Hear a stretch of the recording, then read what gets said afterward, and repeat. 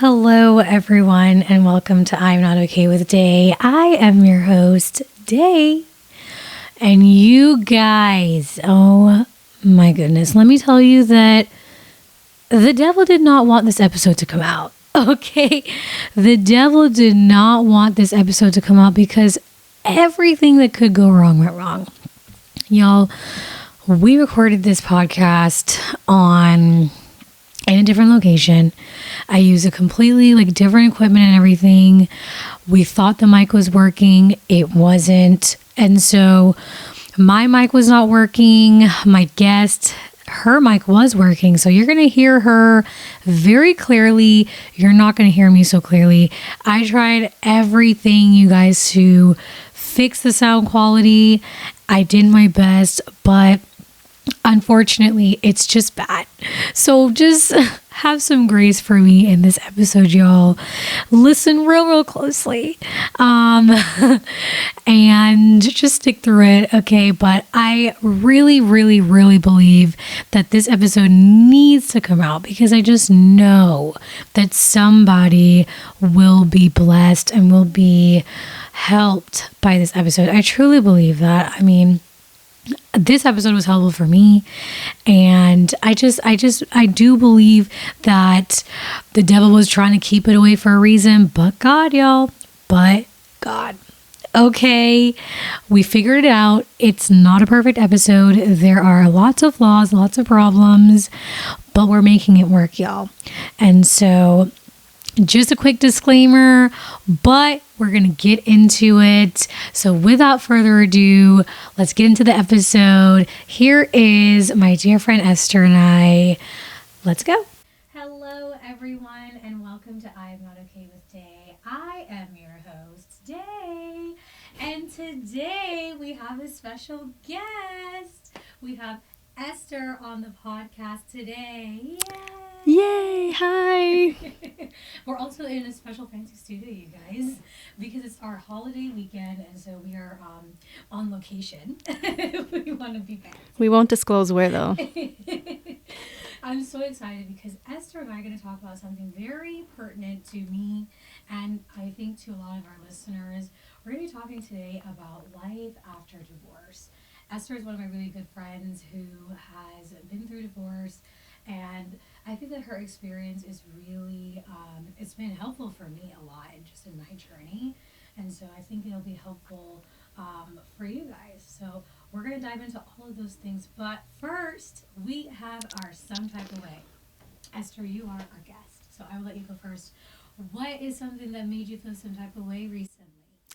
Okay, so I support an individual in my job. So I'm a contractor and I support someone very important in one of our agencies. And he recently just lost his wife at the end of October. And part of working in that role in the office, I got to meet outside of the office. I got to meet his wife, and we became really good friends. You know, we bonded, and I developed a friendship with his wife, and also him as my customer because he's very personable, just a great all-around person. And I look to them as my work parents, and they look to me as their little work child. So when she passed away, it was really difficult, but all of us in the department, like all my coworkers that I work closely with, all of us were just very sad, but we were more worried about him. He's visually impaired, which is just much more harder when you lose a partner that you've had for so long, and they've been together for over 40 years. So, it was difficult, and we were all kind of concentrating on him and trying to help him, just be there for him, just kind of like, hey, how are you? Is there anything we can do to make work easier for you? Because that's what we do. We support him in the office, but, we would often be like, just go ahead and take time for yourself, but we'll manage the office on your behalf while you're coping with this right now. Yeah. And so I had gone to Marshall's, girl. That's a place. One of the places I like. And so I had spotted something that said fur babies, and she had these two Shih Tzus. those were her kids. She loved them. She has a son, a grown son, but these little dogs were her other kids. Yeah. And anytime I see anything related to dogs, I'm just like, oh, I gotta tell her.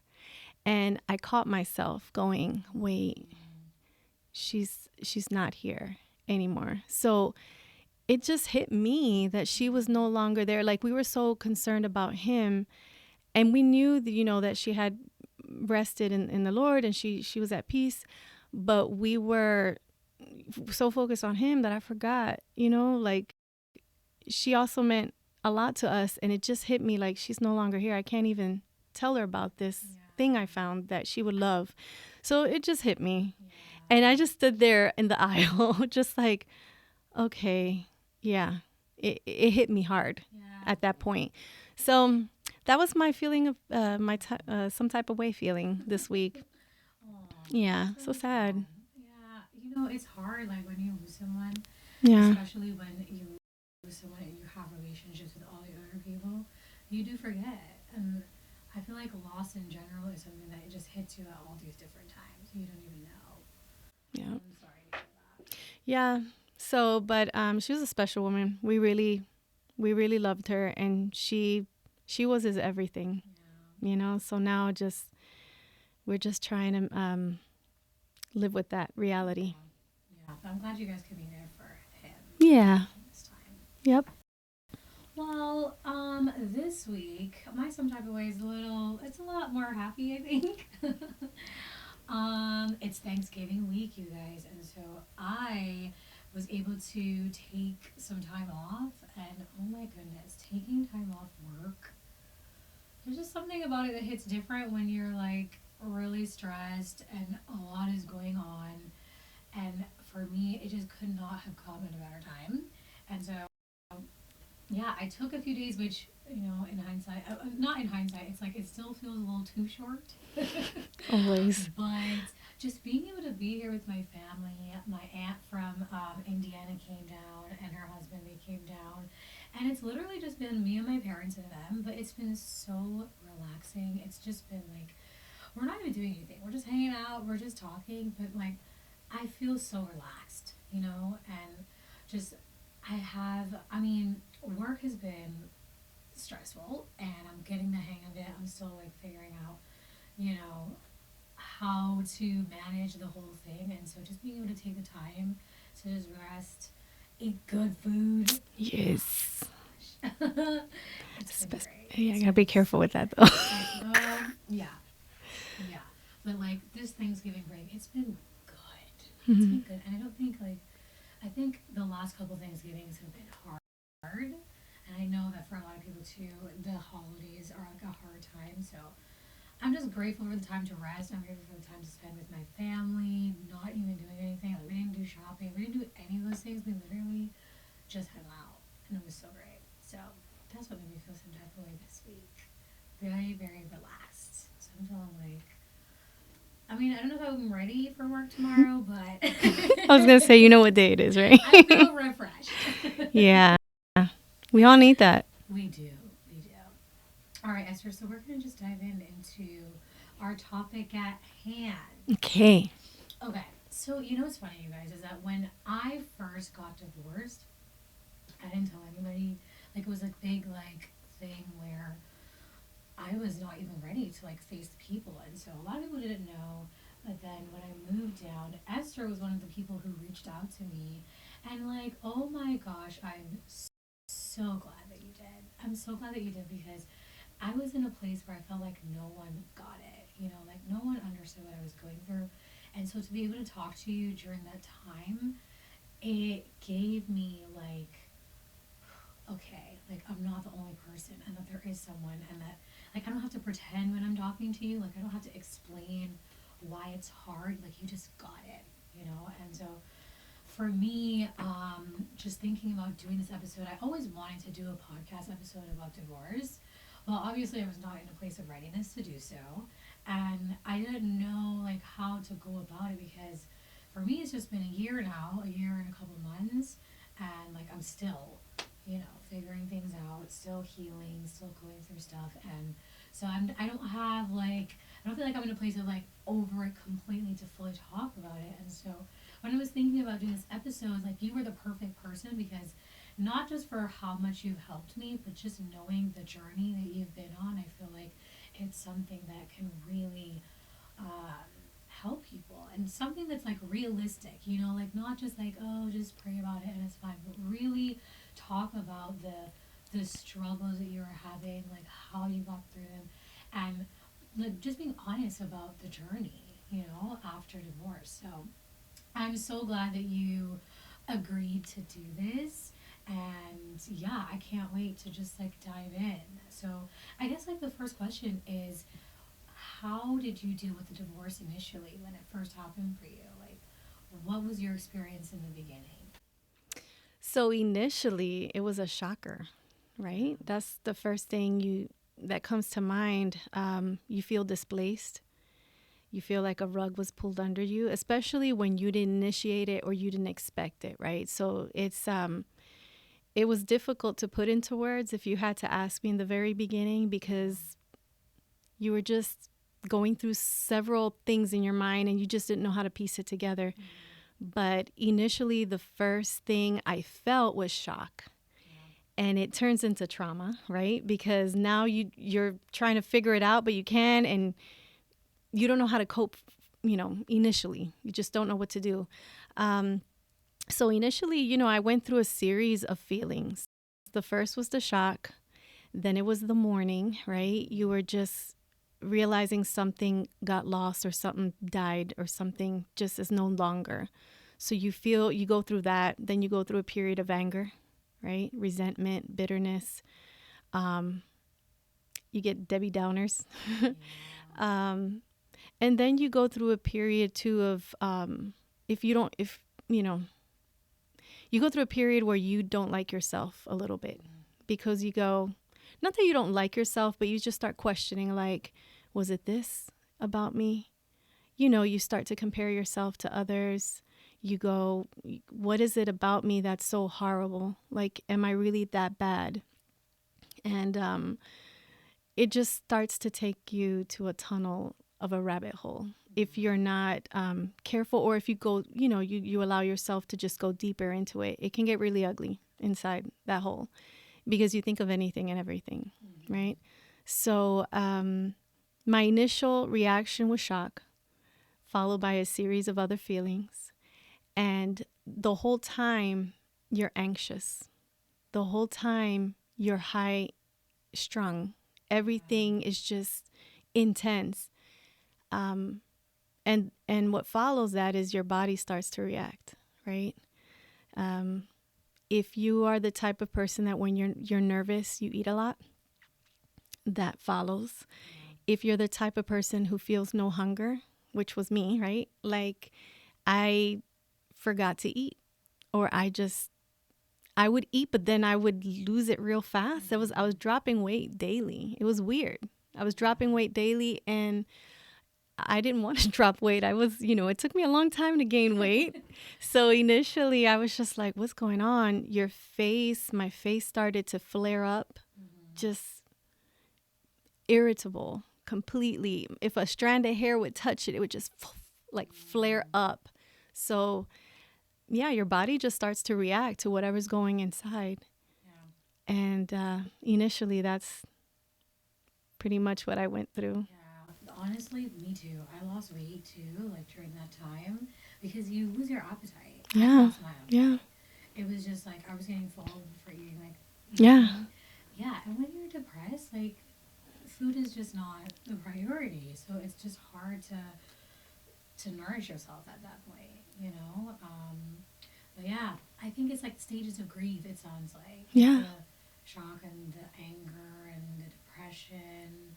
How long, like, did it take you to, like, were you, before we go to how long, were you resistant to how you were feeling when these things were happening, or did you just like let it come and just embrace whatever it was that was coming? I didn't care what people thought. So I was just like, I'm going to go through the motions. Yeah. I needed to. And I felt like at that time, because I didn't know what was going on. I was just trying to figure it out. I was like, where did this go bad? Like, what happened? What were the signs that I missed? What is this? So you initially don't know. And you have to, like, for me, and I'm only going to speak on myself because everyone follows grief differently, or they do, they handle grief differently. But for me, I just wanted to allow myself to give myself that priority and go through it. Go through it. You want to cry random times when you're taking a shower or you're like feeding the dog? Cry, and I would boo-hoo at any given moment. And I didn't know what was going on. I was just like, I don't even know why I'm crying right now. Like, I knew why I was crying, but I didn't know what caused it at that moment. It was just random crying. And when I was angry, I verbalized it. I was by myself and I talked to God about it. I was just like, Lord, this was not right, and I tried my best, and and it still didn't work out, and I don't understand what's going on. Like, why is this happening? So I allowed myself to just be free to say what I needed to say, to get it out of my system. Yeah. Man, I wish I did that, because I feel like I resisted so much to, like, the feelings that came up, like the tears. I was like, Really? Yeah, I think, like, it was just the hardest thing that ever happened to me. And I think that, like, even separate from what other people thought, it was more like I could not allow myself to go to that place. It was like so much judgment, I guess, or like I just expected myself to, like, be fine. I feel like I thought it's okay, like, I'm gonna get over it fast or something. I don't know. I just, like, I never allowed myself to go there until recently, because I took a lot of therapy, honestly, for me to get to a place where I was like, okay, I'm sad, I'm crying, I'm just gonna cry, or whatever. I literally was always like, no, you can't, you have to soak up the tears, like, don't let anyone see you. It was really hard. It was really hard to not, because it's already hard to go through all the things that you're talking about. It's already hard to experience the anger and the sadness and the tears at random times, but then when you have the added, like, I cannot allow myself to do this, it just is worse, because then you feel like you're just holding on to something, and you're just losing the grip every time, and you just keep on trying to, like, grab onto it, and, like, you can't. So that was really, really challenging. I will say that initially in public, I try to keep it together. Because number one, I didn't want anyone feeling bad for me. Because that was just gonna make me cry even more. It's just like when someone's embracing, you're like, yeah, it was hard. And then, you decide you're going to get choked up, and then you can't control it. And you're in public and you're like, oh, if you're in public and there's the wrong audience there who's, like, loving it like a show, you feel like you just made a show. So I was like, no, I'm going to keep it together. If I'm at work, I'm going to be professional. I'm going to do my work. If I'm amongst, like, church or whatever, I'm going to keep it together, and I'm going to focus on the place that I'm at, and I'm going to give that attention to that. I'm not bringing this ball of personal stuff into that, because, there's other people there. They're not living that, and they probably won't understand it. So I try to keep the public side of me as calm as possible. But people could tell, they saw me dropping weight. They saw my face, like, breaking out. Commenting on it. Oh yeah. People would go, hey, is everything okay? Or where's so-and-so? And you're like, yeah, when that would happen, I'd be like, I don't know where to start with that one, but okay. So I would either, I'll have to tell you a story about one. I felt so bad about this one situation, but I'll tell you. Mm-hmm. So yeah, initially, you try to keep the public face of you, calm. And because you want to be in the moment, and you don't want to have to spill all this stuff to, like, during a happy moment, you're like crying, and they're like, oh my gosh, what happened to her? So, but when I was in private, I would allow myself to grieve. I would allow myself to cry. I would cry in the tub, crying, water falling on me on the shower, under the shower, not on the shower, but under the shower. And I'm crying right along with all the rain, all the water falling in my face. I would clean the floor and I'm crying. I would watch a sappy movie and I'm bawling, just crying. Or, yeah. I would watch love movies, like little love stories. I'm like, that's not even real. That's so fake. It's going to leave you. Don't worry. Give it time, It was just constant, like, and what's sad is that you believe, well, at least I did, I believe that that love conquers all. And I'm like, maybe this will get better, girl. No. And it's okay. It worked out for the best. But, you're watching movies and you're just like, that's not real. But in the back of your mind, you're like, it's gotta be real. There's people like the customer I support at work, he and his wife, man, they've been through a lot and he wasn't blind all his life. And she was there for him in his hardest times. He was there for her when she went through her bouts of cancer. And to the end, they were there for each other. And there was nothing that divided that. He wasn't able to see. He had an impairment, and it didn't stop him from helping her to eat, to help feed her, to be there with her. And her episodes with cancer never stopped her driving him to work for 30 plus years. I'm just like in awe. And when I see that and I go, where is that? Because I know it's out there. Where is it? Right? But yeah. Anyway, I'm digressing. So let's just stick to. I think the point of what you were saying about other people, that brings up the next question I have. But that was my thing too, is that when I'm in public, I don't want anyone to ask me questions because they're going to start crying too.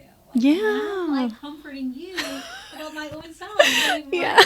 Do you know that? And it's well intentioned. I understand it. But sometimes it's like, I'm feeling so depressed. I cannot handle your emotional, whatever you're dealing with. I remember when I moved here for the first time, one of my friends, when I first told her that I'm here now, I will never forget. She came to help me actually unload the stuff, and she was like she told the truck, and I said, yeah, I'm moving here to Huntsville, and she said, oh, where is so and so? I'm like, I'm moving here by myself. And then she the realization hit, and she started crying, and I was just like, yeah, don't do it. I'm gonna cry. I can't handle it. Yeah. I'm already hanging by a thread, and so I can't handle you out here crying. Yeah. But it's hard to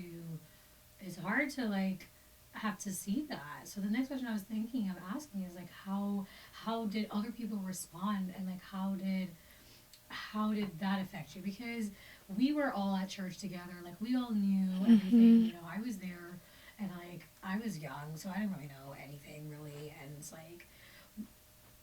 there's a lot of, I knew a lot of people. It was a lot of people talking about it. A lot of people were concerned, but also not knowing what to say. Yeah. What was that like? Some people's actions spoke louder than words, and it was a blessing to me. It was a support. I had friends like Naisha who was like, I'm here. Just tell me what you need me to do. Thinking about it, I just want to bawl. But yeah, I love that girl. Aww. And then I had why am I crying? This is so a long time ago. Okay. It's just, it's amazing what friendships become after this time, Then I had a couple friend, Adriana and Paco, right? So they were we're here to help you pack up. Yeah. We're going to help you. Abner and Maria call us. We're going to help you pack up. Just a lot of people were just not asking any questions, and they knew that questions weren't what you needed, what I wanted to hear. They were just we want to be there for you, and we want you to be okay, and you're going to be okay, and we're going to help you. So those actions that spoke louder than words, that to me meant the world. And then of course there were some people who, just as calm as they could be, they were just as sincere as they could be. what happened, or where's so and so, right? Just off the bat. I'm like, I don't know how to tell you, but it's not here. And I had one situation, I felt so bad. A lady friend of mine, she had just lost her son. And she asked me just sincerely, like, oh, where's so and so? I had a rude comment that I regret. And it was kind of anxiety kicked in. And I just said something that I shouldn't have said. But it wasn't like bad words or anything. It was just a response that was it was a trigger. Yeah. So I responded very like, we're here for your son or something like that. And I felt so horrible. I was walking away and I'm like, turn around and say sorry. And I was like, I can't. I already said it. I'm going to keep going. So I just kept walking. But it took years before I called her back and said, listen, you were going through some grief. You asked me one sincere question and I came back with a really weird answer. And I just want you to know that this is what happened. But I'm so sorry that I even spoke to you like that because you didn't deserve that. But I felt horrible about it. I was just like, yikes. I didn't mean to say that. But when you're going through that where you don't know all the answers yet of that situation, you're still trying to figure it out. Like, what's going on? And someone asks you a question that you don't know the answer to, you're just like, I don't know, and don't ask me, like, but some people go to it very sincerely. They don't know. They see you in the supermarket. Hey, tell so-and-so I said hi, and you're like, yeah, okay. Okay. Or, then you have some people that not necessarily don't have horrible intentions, but maybe they want to know the tea. Yep. And you're like, there ain't no tea here. I don't got a cup. Yeah, there's no hot water. So if they ask, I'll be like, I don't know. And that's what ended up happening. So some responses to the situation were super heartwarming, and I appreciate them, and I love them to this day. Like, I think that's what helped me a lot too, was just the friendships and just people that huddled and they protected you from the situation. Not protect you like ignore it, but protect you like, we're going to be here for you. We don't necessarily need to know anything. We don't want to know what happened. And I appreciated that because I'm like, I don't even know what happened. I'm still trying to figure it out. I'm still trying to figure it out. How does this happen after years of like building trust and everything? How does this happen? Yeah. So, I just decided these folks, they encouraged me. So your question again was, how did I react? I was very, very loved. I felt great. I felt like that gave me a little bit of a boost. Yes. It's funny because, like, I went through so many similar things of, like, some people who are there for you, some people who want to know the tea, some people who are just, like, oblivious to everything. Like, Yeah. I talked about this one time on the podcast where this girl, it was our anniversary, and she didn't know. Yeah. And she posted a memory of the wedding. I know. And I had to be like, girl, how do we erase that? I know. And then oh my gosh, I was in Florida at this time, and I had my last coworker. One of my coworkers came up to me, and she said, "Oh, Dana, I noticed that you changed your name on Facebook, and I noticed that you're not wearing your ring anymore." And she was like, well, dag. Okay. Like, thanks for noticing. This is my coworker. This is not even like my friend. Okay, this is like someone who we're not like that. And she's like, "Oh, I just noticed all of these things, and what's going on?" And I'm just like, I'm in the heart of, like, this isn't the beginning. I'm in the heart of, like, I don't even want to talk to, like, people that I love about this, much less you, someone that I associate with on ever so often. I felt so offended too. I felt so offended, but I didn't know what to say. I just was like, "Yep, we're divorced." So that's it. That's the story. No. Period. Don't ask me any more questions. But it's like, it's so hard because you don't know don't know how to even deal with it, and then everybody's coming with the questions, and having people like that who don't ask questions are just like, I'm going to be here for you. I had a friend who I appreciated him so much because I was there. I didn't have anybody to help too with the move and stuff. Like, my parents came to help me move my things, and he was our mutual friend, and he said to me, like, I don't know what's going on, but like, we're still friends. Mm-hmm. He was like, I'm here for you. If you need help, I'll come. And it literally was me, my parents, and him. And he helped me. And like, just having people like that, and again, like, to this day, too, he doesn't know the details, but it's like, just knowing that you're there amidst whatever, there's nothing else like it. And yeah, I get emotional too, and I think about like the people who've been there in my life who have just always supported me no matter what, and were always there. Like, there's just nothing like it. Nothing. You know. Um, Talking about healing though, like about having these kinds of people, like what for you was the thing that helped you like heal? Like how after you're letting yourself feel all these things like in private, like how did you get to a point where you felt like you were starting to heal yourself? I could just sum it up in one word, and it's love, Wow. which is ironic Yeah. because That's unexpected, your love actually. just like, dissipated and broke into pieces and all that stuff Right. at that time. Yeah. And, it's ironic that when you're in love in general, right, you're at your best.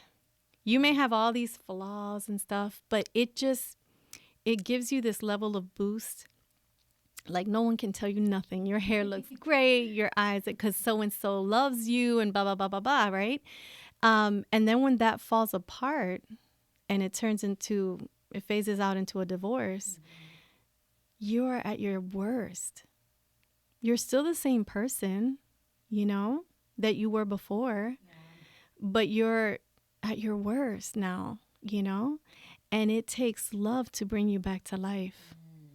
And for me, my first love is God, right? So I immediately went to God because he knows me best, right? And I just boohooed and I said, God, I just need peace. I'm so tired of like trying to figure things out. I'm tired of not knowing where to go next. Yeah. I'm just exhausted. I've been so high strung that physically my body was like on edge all the time, and that was exhausting. It's taxing on your body, it's taxing on your mind. And I just asked him for peace, and I asked him one, funny question that to others may be like, yeah, I don't know how that's going to work. But to me, it made total sense. I said, God, I need you to be my husband. And I said, I need you to provide for me because right now I'm at my weakest. I'm in my worst possible state of mind and physical being. Like I was just at my worst. And I said, I need you to be my provider. That side of who you are, I need you to be my husband. And I promise you that I felt this peace come over me immediately. And from then on, I felt not alone. Not that I was alone before, but this situation can isolate you. Yeah. And you can isolate yourself too. In addition to this being a thing, you can isolate yourself from yourself. Whether it be I'm going to block it off or I'm going to cry about it and like fall into this mental hole of depression and whatever goes with that. And I didn't want to do that. So I said, God, I need you to be my husband. I need you to be everything the other person couldn't be for me. Yeah. And he stepped up. The Lord stepped up in my life in a more personal way than I've encountered him in the past. And I was totally like dependent upon God. And I said, the Lord is my shepherd. I shall not want. I kept saying that to myself so that I remind myself who he is in my life, not just in my spiritual walk, but in my life, like in my personal situation life, And he provided for me. He provided those friends that I needed to be there for me. He provided another place, another roof over my head, because at that time I was like, I can't afford this place anymore, by myself. And I don't have a truck to move. I have one income now. I don't have we don't have two incomes. There's no we either. It was just me. So I was like, Lord, I need you to help me there. And he did. And he showed out in a way that I would have never imagined, Love. I encourage those who go through a divorce not to seek new love, but to re-encounter the loves that you already have in your life, because you have them, your parents, Your parents love you to death, you know? And my mom and my dad became best friends for me at that time. Whereas, you know, my parents, they've always had this role of parenting in my life, but now they were like, we're here for you. My brother was like, Esther, come back home for like a week just to get away from it. I'll pay your ticket. Wow. To me, I was like, what, really? And he's my younger brother. I love you, Will. He's my younger brother. And that just meant so much. I was like, oh, okay, I'm coming up then, you know, make me a room. Like, get out of my room so I can go back to my own room. So he was there for me in that way too. And then the friends, you know, friends that I've had, but I've allowed myself to take off that wall of defense because they've proven to me, like, look, we are your friends and we're here for you at your darkest, like you would be for us on our darkest, you know? And I had to lower that wall for that moment. So I allowed that love to come in, you know, and I allowed to be loved. Because that's another thing. God help me, but I'm a super proud person sometimes, you know? And sometimes I don't want the help because I'm like, you know, I got to figure this out on my own. But when you're at your lowest and you're not all there emotionally and mentally or whatever, it's good to have those people around you because they know you and you're not having to prove yourself to at all because they love you at your worst, which is what you would have wanted from the closest love that you had at that time is to be loved at your worst. And when you're not, and there are those who are willing to be there because they've always been there, they've never changed, you know, that brings you back to life. That brings you back to life. Yeah. So finding new love, I mean, I wouldn't go that route because what you're doing is you're going through the cycle again and it's too premature in your life to have to go through that and then fall back down if it doesn't work out and you just go deeper into it. You have people in your life who already love you. Let them come around you at that time and hug you and be there for you and provide for you in any way that they're willing to provide. Let God be the one to provide for you. Do your part, but it's going to strengthen you. I remember when we talked about this before and you were telling me about, you know, like that moment of praying to God and like asking him to be your husband. Yeah. There's something that you said that I still think about and I carry with me every day.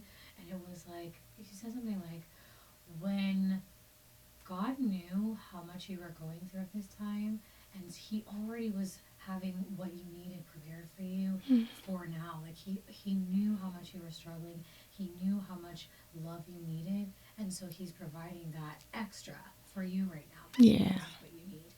And it just was like exactly what I needed to hear in that moment because exactly like you lose this thing and you think that's it. And you get into this tunnel of like, I've lost everything. Everything. Now I have nothing. And God was there to remind me, like, no, these people who have always been there, who again, like you, I think it was the same thing. I don't know if it was like the pride or if it was like this feeling that I need to be strong. I need to be strong. I cannot ask for help. I need to be the person that everybody still looks to. Like that made it so hard for me to ask for help, to be vulnerable with the people in my life. And yeah, it was like God was like, no, this is what you need right now. You need the help, and it's okay to ask the people for help, and it's okay to reach out. And I think that was another issue for me too when I was having people reach out to me. Sometimes I'm like, why? I feel upset. Why they just want to know my business? Like, why are they reaching out? And sometimes it was the case, but sometimes like, no, this person's just concerned and they just want to know that you're okay. And it's like, I don't want people to feel bad for me. I don't want people to feel like sorry for me. But no, like we need the people. And I love that you talked about love to God, love of God, and went back to that first love because that's what got me through too. Yes, honestly. girl. Like this is the situation that I feel like it's impossible without God, you know? And just knowing that he was always there. And it's not like he's not turning his back on you ever. Never. He's like, come back to me, you know? So I love that. Yeah. He's the ultimate definition of love. So if ever, you know, if ever you feel like love doesn't exist, you know, turn to God. Like he will be like, don't worry, I'm not going to let you down. I'm not going to let you down. And he didn't. I forgot one friend. Can I just call her out? Krista. That girl heard me the whole time. You know, you have friends that will just listen to you venting. You know what I'm talking about. You know, you're like, I need to bounce this off. And Krista was another friend of mine. I can't thank her enough. I love that girl too. She's so sweet. I have a friend who I talk to her every day. And I told her the other day, like, oh my gosh, I feel so bad sometimes because I'm just like, I'm always just like telling you like the same thing over and over. She's like, no, like this is not a burden for me in any way. Like, I love this. Oh man. I'm telling you, and like these people would just come into periods of your situation where they've just been a blessing. Another friend, Janelle, and her mother, like, they were like, hey, come to Baltimore. And I would spend time with her, you know, and all ears, man. You feel like you're venting forever. So if you have friends that are the listeners, you know, that's a gift to be able to just sit there and take it all in. That's a gift. It is. And it's rare, I realize too. Like, it's not something that everybody has. That's true. Yeah. Okay. So thank God for friends. So Esther, like, when you make this transition from married to single, like, what was that like? Because you were talking earlier about like the two incomes to one. Yeah, tough times, man. There's so many other things that come into play with transitioning from married to single. What was that like for you? It was very challenging. Like you just mentioned, you know, going from one income, from two incomes to one, right? Having to create a new pattern of life, a new pattern of every day, right? Because you've been so used to something else. You've been sharing moments and times and movies and whatever, you know. You've just been sharing a lot of memories. So now you have to create new ones. And that in itself is a process, right? Because you have to start from scratch and you go, okay, now I'm going to think about that. Not going to think about that. We're going to start a new tradition, a new memory, new lifestyle. And it starts with, what do you want? What do you want it to look like? It was a little difficult. I needed to move, right? Because you need a new scenery. I needed to make sure that I continue to keep the relationships that I did have and create new ones. Because part of the issue was that a lot of people knew both of us together. And it was like, that's all you had. But I needed to create or establish new relationships where it was just me for the first time. You know, people know me as myself. Because if not, it was always going to tie back to that situation. It was like, you know, you needed to create a new atmosphere, a new something, but while maintaining those lasting relationships, because those relationships, they're valuable, you know, and you want to keep them in your life. That's what's going to help you bring you back to where you want to be as a person as well. Yeah, I love that.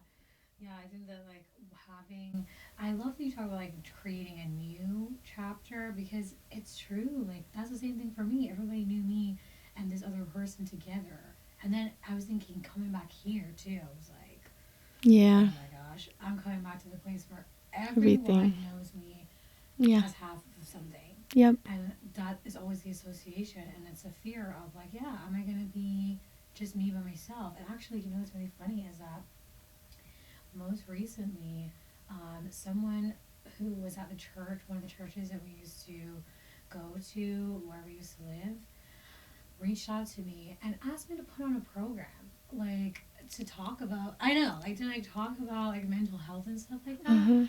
And at first I was like, wait, like this person is reaching out to me, like, because we were like two at this place, and it's kind of like it was just a shock that this person is seeing me as one person, and still valuing what I as one person have to offer versus like seeing me as two. And it just was like, wow, it was really interesting because it was unexpected. I thought that, okay, everybody from that is in the past and like that's it, and that wasn't the case. And so that was interesting, but also like, yeah, now like being in a new place meeting new people that only know me as just me with my name and like with this haircut. It's cute. Like, I like it. yeah, just like people who only know this version of me. Mm-hmm. There is something really like freeing about that. It's kind of like I get to be who I want to be now. Yeah.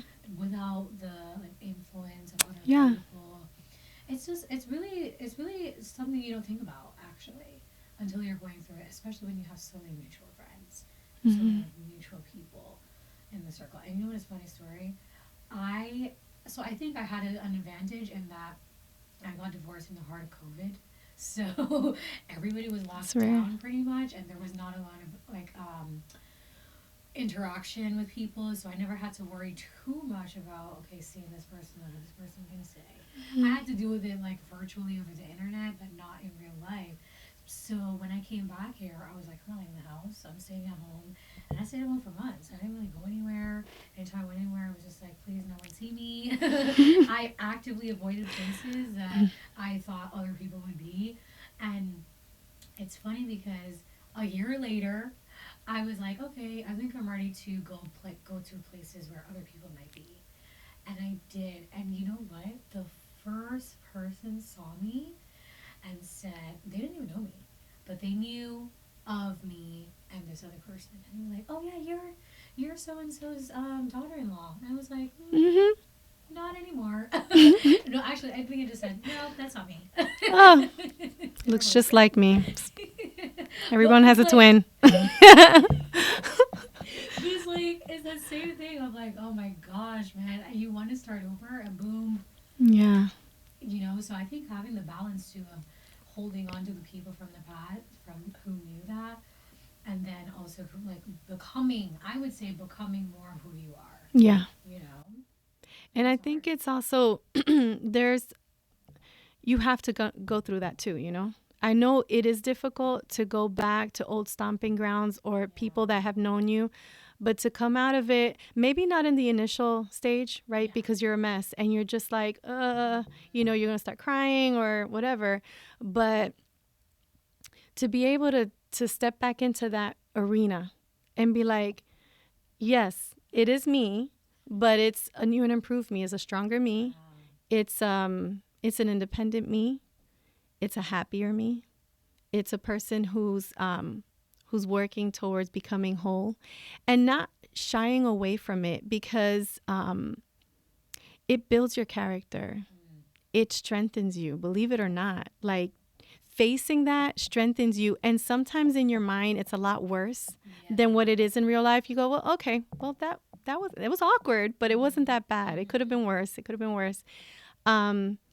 And just braving it, just going, yeah, that's me. Yeah. Oh yeah. Oh yeah. Yeah. Yeah. We're not together anymore. It's okay. You're not the first or the last person. You're right. That's what my mom tells me all the time. You're not the first person to get divorced. You're not gonna be the last. No. Yep. I like that. So switching gears a little bit, Esther, now you're married. I am. Yeah. He put a ring on it. Yes. And now you're in a different place. So like, what was it like to start dating again? Like, how long did it take you to feel like, okay, I'm ready for this next step? Like, yeah, what was that process like for you? Yeah. It was. I wasn't wanting to date. Let's put it that way. I wasn't looking for anybody. I was getting used to the new and improved version of myself. Right. I had started a few goals and I wrote it all down. I said, okay. After I cried a boohoo a long time, I said, I'm tired of crying. Like this is just getting old at this point. And why am I crying? No one's crying for me. So I was like, let me not cry. I mean, I got it out of my system. I was able to be angry for a minute, but I didn't stay there. I didn't let that venom just eat me up alive. I let it out of my system. Let me write a list of things that I want to do, right? I wrote it all down. And as I was going through that and checking them off, like getting myself some braces, working on myself, right? Reading more books related to what I was going through so that I can get like a professional understanding of, things that other people have done that has helped them. Building more relationships and just strengthening the ones that I already had that I appreciate to this day. They're still my friends, and I still have communication with them some way or another, and family, of course. And I was just loving that. I was like, you know what? I like this. Like I'm becoming a better version of myself. And I was on a roll, girl. I took a trip to Spain. I was like, I'm gonna go. Girl, I had an eat, pray, love moment, okay? And I was just like, I'm gonna go to Spain. And I spent 9 days there. I was a fly on the wall. No one knew me. I didn't know anyone. Well, I knew some people, but I didn't. It wasn't like there was. I'm from there or anything, but I got to really enjoy life as I saw it. I ate new foods, which was amazing. I established new relationships there that they're still on my Facebook page. We don't talk all the time, but I get to see the great things that they're living, and I'm just happy for them and everything. And so I was loving it. I was just like, this is an adventure. I'm loving this new adventure. I'm growing. I feel like I'm working on those things that I probably didn't do so well in the relationship, where I could improve as a person. And I did it for me. I didn't do it for anybody. I did it for me. And I was loving it. I was enjoying, my new little tasks. I would put things like little goals. Hey, I want to start doing photography for kicks. I did. And then at one point I started, people are like, can I pay you for that? I was like, oh, sure. Yeah, you can pay me for it if you want. I mean, I'm an amateur, but sure. But I love the art. I was enjoying all of that. And I wasn't looking for anybody. I was just like, I'm cool. I could be single for the rest of my life.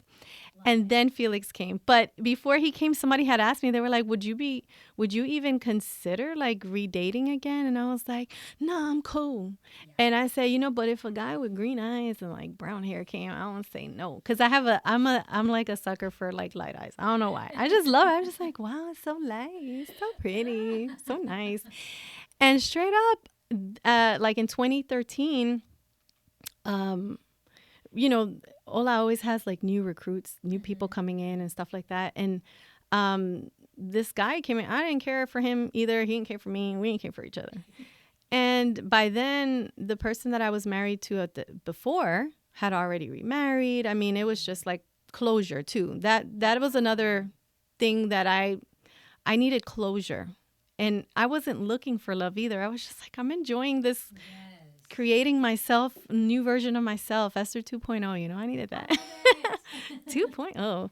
And I was fine with that. Yeah. And then this person came, and I guess through conversation, we just talked or whatever. And then suddenly it clicked. I was like, I like that dude. He's kind of interesting, but I'm not looking for anybody. I'm just saying he's just interesting. And he got green eyes. So I was like, he's kind of cute, but I'm just going to keep that in the books, whatever. Moving on. And, little by little, we had more encounters in church and stuff like that. And eventually we started talking, and I was a little afraid. I'm not going to lie. 'Cause like I had not had any relationship before that. Between the divorce and that time, I didn't have any relationship, like romantic relationships at all. It was all friendships. It was like, hey, let's go play or whatever. Let's hang out. Let's do whatever. But it wasn't ever a romantic relationship. So when that happened, I kind of slightly went back to that state of mind where I'm like, oh no, he's not going to like me. I'm too goofy. I'm too this or that. These were points in in the relationship before where, according to the other person, this is why, they left me or whatever. Or, things that I felt. I was like, I don't want to feel that again. I don't know if I want to go through all that again, man. I don't know if I want to go through all that again. I'm in a happy place. I'm calm. I feel good. I want to keep it. I want to stay there. But I asked myself and I asked God, I was like, Lord, I don't mind being single. I don't mind staying single. I like it. I was liking it. But I was like, if there is a way to have that real relationship where a person is committed and another person is just as committed, I would be open to it, but only if you agree. And if you don't, just shut that door fast, because I don't want to fall for green eyes if those green eyes are not for me, And it was just friendship for a minute. Mm-hmm. And then one day it was just like, you know, I would like to go out with you. And I was scared. I'm not going to lie. I was a little scared. But I was like, you know what? I'm going to try it just very slowly. But I'm also not the type to date anyone for kicks. Like, if I'm dating you, it's because I'm considering you as a potential mate. And if I don't see that, I'm not going to do it for kicks. I'm not going to do it. Like, that's just too much work. And, life is too short. Like, you just want to be happy. You just want to enjoy life while you can. And so we started dating. But before then, I saw that this guy had the potential to be a great mate. I was like, well, he's checking off the boxes in my life that I likes. So I was like, okay, I might be interested, but if I'm not, I'll pull out, or he'll pull out, and we'll just be like, okay, cool. No, listen, it's okay. Make great friends. But no, we started developing like a dating relationship. We were super goal oriented. I mean, it was just like one thing, and I knew that this was from God because everything was going in the right direction. Like, it was always, the goals were just being met. I'm like, wow. So we ended up getting married after that. And before that, my ultimate test was, I need to take this dude to my parents. I cared about what my parents think. I know that ultimately the decision is up to you, but I was like, I'd be interested to see what they think. I want to know what they think, because I know my parents will give me the honest truth. And after I've gone through all this, they would be like, Esther, don't do it. If it wasn't for me, they would have been like, don't do it. You're about to get in that same thing again. So when I went, my dad, who is the toughest critic, fell in love with the guy. I was like, either you're getting old and you're losing your touch, Dad, or this guy, you think he's a good match. And my dad loved him. And I was like, my dad don't love anyone. My dad is even picky with my friends. He's like, that person's too jokey. That person's too jokey. And my mom was like, well, he seems nice. He seems like he comes from a well-rounded family. Listen, I didn't know this dude was 4 years younger than me. Oh, what? Yeah, that was another thing. I was like, you mean when I was in high school, you were in middle school? You were a baby. You were a child. I feel like, I don't know how this is going to work out. But he was so mature for his age. Wow. And I was like, okay, well, that works out because I'm kind of childish for my age. So we meet halfway. We're right there. And it worked out. So we ended up getting married and stuff. And it's been a blessing. We have a beautiful son, and he's been a blessing to my life. My son and my husband has been a blessing to my life. So, but I took time for myself. I needed that time. Dania, I needed it. And I became such a stronger person. And you are in this journey. And first of all, I got to tell you, I'm so proud of you in your podcast. Because listen, it's brave. What you're doing is bravery. And I think it's you're being real with yourself, but you're also documenting it in such a beautiful way that out of this, you're going to become a whole different person that you're going to be proud of. I'm telling you. I appreciate that so much, Esther. I'm trying. You're doing it. I love that. I love that you were fully focused on yourself. And Yeah. You were like, God, it's you. You gotta tell me. You gotta tell me. Because that's how I feel right now. I feel like I'm still in the healing process, but I feel like I am good single. I don't need nobody. And that's if perfectly fine. For the rest of my life, I'll be fine. That's perfectly fine. There's nothing wrong with that. I said to this to God too. Like, I will only be with another person if you say, is this person? Yeah. I joked and I told God the same. Like when I joked, when I said that out loud, I was so joking. It was like, it came out, it slipped out of my mouth. Like, hey, if it's green eyes, brown hair, sure. And I would say, yeah, God knows, like that would be it. And straight up, that joke was done a year before. Yeah. That was a sarcastic joke. And God was like, okay. I did the same thing with my parents. Did you? My mom, yeah, I did my mom. The only way I'm going to be with another person is God himself tells me in the clearest of ways. This it right here. And if I don't hear that, it's not happening. Yeah. Because I'm like you too. Like, if I were to ever date again, I don't want to date for just fun. Like, no.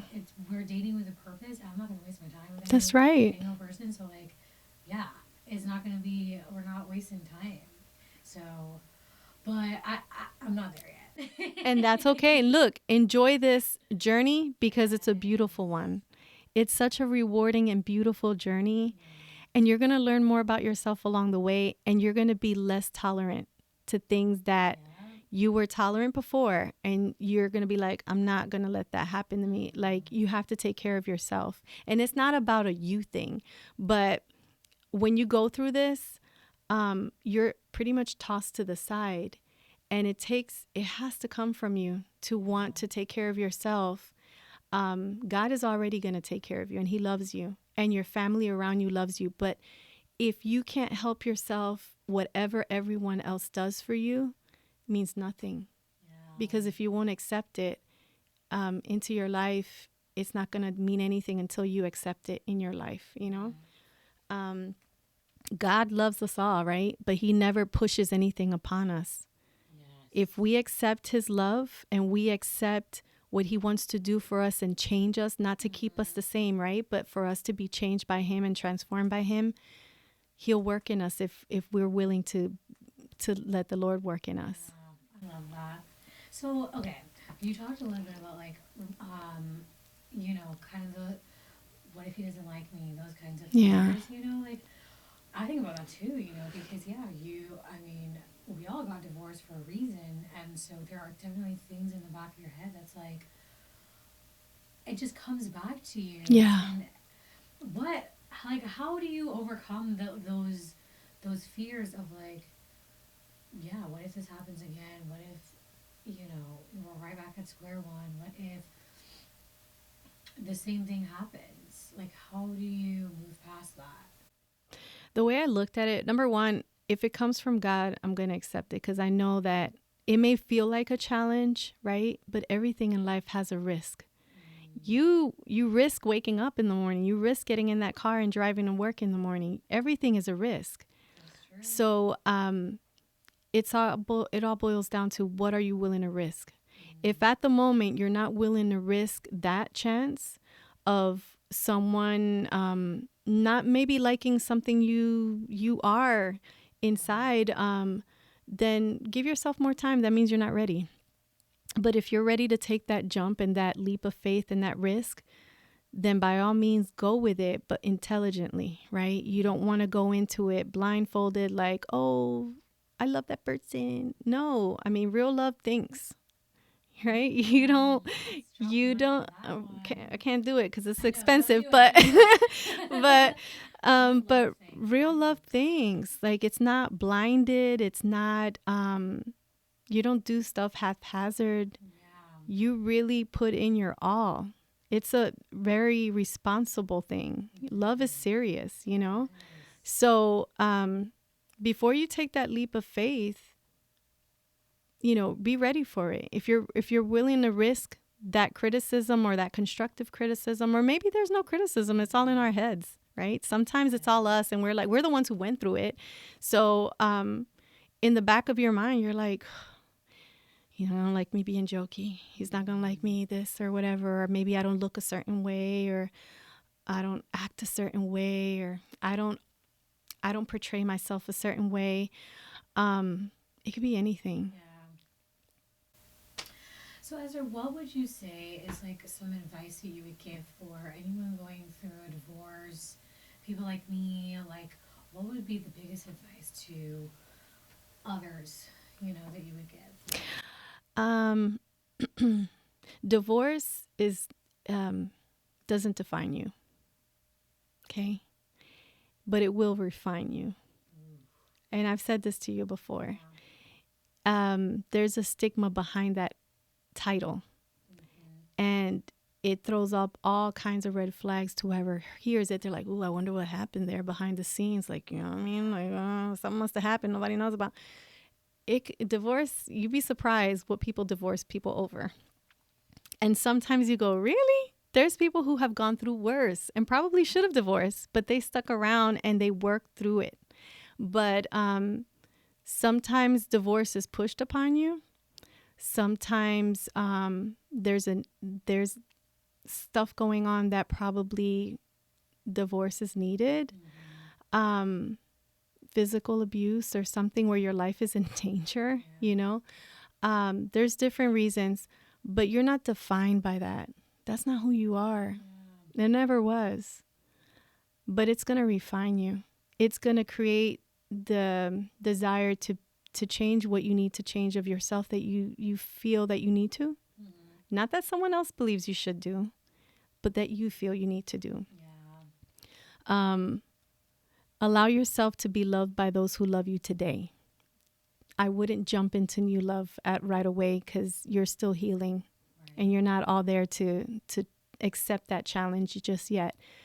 Accept God's love. Go to God and let it all out, like everything, even if you don't have the words in your mouth to say it.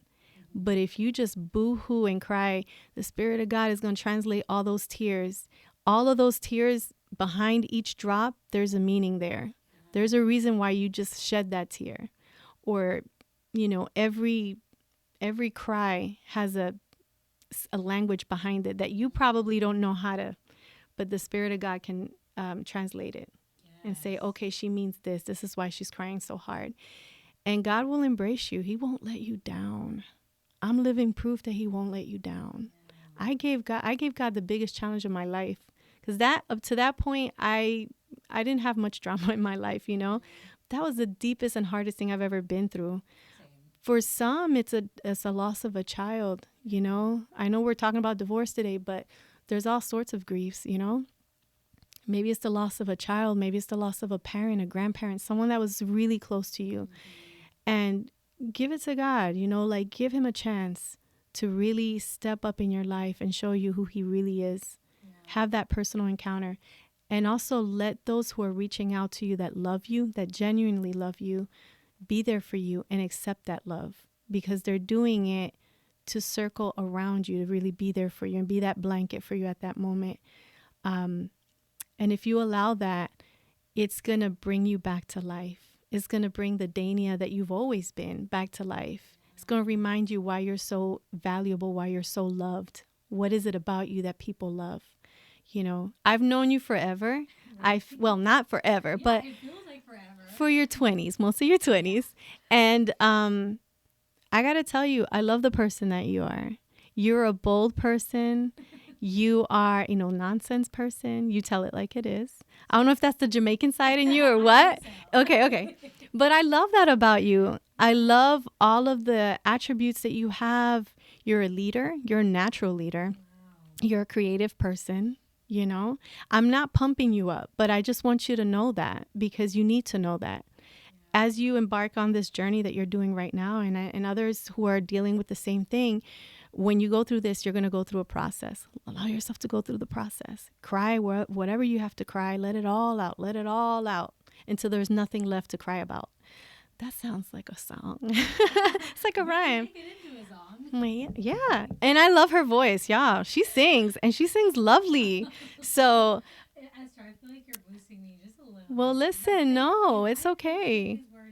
Take it, because it's true, And so, I digressed again, girl. It's all good. I sound like a 85-year-old woman who's like, back in my day, No, but This is the question that I asked, so you're answering the question. Yeah. So again, just going back to the basics, allow yourself to grieve, let yourself be loved, and then also start writing things that you've always wanted to do, so that you can grow in this process, in the process of grieving and everything. Find things that you want to do, that you've always wanted to do, whether it be drawing, maybe you've always wanted to sing, photography, you love taking pictures, buy yourself a camera, or you like traveling, take a trip, go somewhere far, far away that you can afford. Go somewhere that you can afford, but disappear and just experience something new and take pictures. I love this podcast because you're going to be able to use this and see this one day and be like, I remember all of that. And this is where I'm at now. That's awesome. That was brilliant. Well, thank you. I mean, yeah, it's basically like a video / audio journal for me. That's awesome. Just to keep track, and also it helps people too. So it's just like a double whammy. But thank you.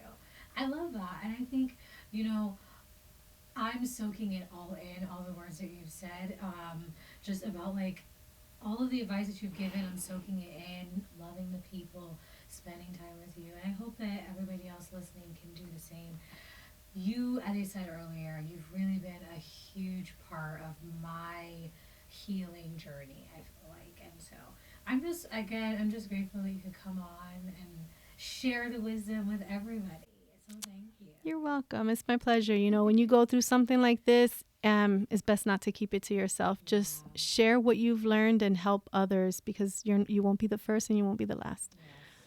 Well, our last segment is what God has taught me. And I usually try to do this. I try to push myself to do it every week just so that, it's a moment of reflection of like, yeah, what am I learning today? So, or this week. So I'll ask you, what's something maybe recently that God's taught you?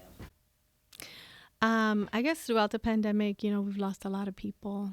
Um, it's hit in our church too. Like, we've lost one very special person who was very active in church and just a blessing to our church. And I've just learned to really appreciate people and tell them you love them while they're still there. Um, I don't know, like just appreciate the small moments too. Like even this. I mean, I know it's being recorded and everything, but just enjoy it. This is all part of life, and we live in such a fast-paced world that it's getting worse, y'all. Like it's always everything's fast, fast, fast, fast, fast, to the point that you just want to take a break and go to sleep. She's like, I need a break. But just enjoy all the little moments. There's a lot of pockets of happiness, and just bask in those baskets. I think something that I'm learning is God's God is preparing us for something greater, and we can't always see what it is, but that doesn't mean it doesn't exist. And actually, I just wanted to share this quote because I was listening to a sermon yesterday at church, and the pastor said he put this quote up. And I'm gonna like just write this down on my wall so I can remember it forever because it just hit me. So it says, it's from the book called Our High Calling. Our Heavenly Father measures and weighs every trial before He permits it to come upon the believer. He considers the circumstances and the strength of the one who is to stand under the proving and test of God. And He never permits the temptations to be greater than the capacity of resistance. I was like, Truth. because, sometimes we're going through this. I know that, like, I've been going through a lot of stuff. A lot of my friends are going through things too right now, and it's like sometimes it just feels like too much, and it feels like, why is this happening? And just to see this reminder that God, first of all, He's not giving us anything that we're not ready to handle. He knows our capacity. More than we know ourselves, He knows us the best. He knows what we're capable of, what we can do for ourselves, and He gives us things He allows things to happen for us accordingly. And to me, it's kind of like, okay, when anything comes up, anything I'm stressing out about or whatever, I just want to remind myself that, hey, God knows that you can do this. He knows that you are capable of handling this. And the reason I also said earlier about preparing you, because I think the thing too is like going through hard times, it prepares you for something greater. And sometimes that something greater is God's glory, for His character to be revealed to others. Sometimes like you won't see it on earth why this is happening, but it doesn't mean that it's not God's purpose is not being fulfilled in your life. So that's something that is really being honed into me recently that I thought I would share with you guys. And I just want to continue to encourage everybody to hold on to God in these times, to trust in Him in the times of difficulty, and to trust His heart, because He knows. He's got your best interest at heart. He knows you. He knows everything about you. And He knows what you can handle and what you can't. And He knows that it's for a greater purpose. So that is what I have learned. We have come to the end of this podcast. Esther, it has been so good. Such a good chat. As I said, it feels just like we're hanging out, having a conversation. I'm very, very glad that you Oh. came on. Well, And thank you. I feel like I need to have you on more times because you have so much wisdom. You have Really? My. yes. So much to offer, I feel like. So this won't be the last time you guys will see Esther's face. Oh, well, thank you. Thank you for this opportunity.